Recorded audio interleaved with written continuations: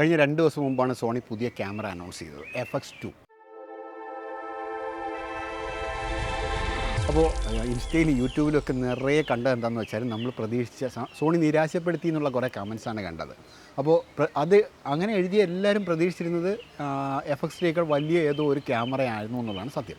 അപ്പോൾ ആദ്യം ഇതിൻ്റെ നെഗറ്റീവ് സൈഡ് തന്നെ പറയാം. ആരൊക്കെ ഈ ക്യാമറ എടുക്കാൻ പാടില്ല എന്നുള്ളത് നോക്കാം.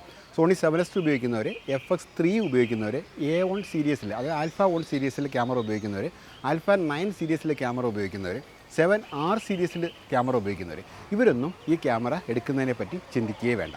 അപ്പോൾ ആർക്കുള്ളതാണ് ഈ ക്യാമറ എന്ന് നോക്കാം. അപ്പോൾ ഈ ക്യാമറ ഉദ്ദേശിക്കുന്നത് ശരിക്കും സിനിമ ഇഷ്ടപ്പെടുന്ന സിനി ലൈൻ എന്ന് പറയുന്നത് സിനി ലൈനിലെ ഒരു തുടക്കക്കാരനുള്ള ക്യാമറയാണ്. ഫുൾ ഫ്രെയിമിൽ തുടക്കക്കാരനായ ഒരു ക്യാമറയാണ്. അതുപോലെ സോണിയുടെ 7M4 ഇപ്പോൾ ഉപയോഗിക്കുന്നവർക്ക് അടുത്തൊരു അപ്ഡേഷൻ, അതായത് 7M4 വീഡിയോയ്ക്ക് ഉപയോഗിക്കാൻ പ്രയോറിറ്റി കൊടുക്കുന്ന ആൾക്കാർക്ക് ഈ ക്യാമറ നല്ലൊരു ഓപ്ഷൻ ആയിരിക്കും. കാരണം അവർക്ക് അതിനകത്ത് ഫോട്ടോ എടുക്കാനും പറ്റും, വീഡിയോ എടുക്കാനും പറ്റും, സിനിമ സ്റ്റൈലിൽ ഷൂട്ട് ചെയ്യാനും പറ്റും. പിന്നെ സോണിയുടെ APC ലൈനപ്പ് ഉപയോഗിക്കുന്നത് അല്ലെങ്കിൽ മറ്റ് കമ്പനിയുടെ APC ലൈനപ്പ് ഉപയോഗിക്കുന്നവർ സോണിയിലോട്ട് മാറാൻ ആഗ്രഹിക്കുന്നെങ്കിൽ ഇവർക്കൊക്കെ ഉള്ളതാണ് ഈ ക്യാമറ.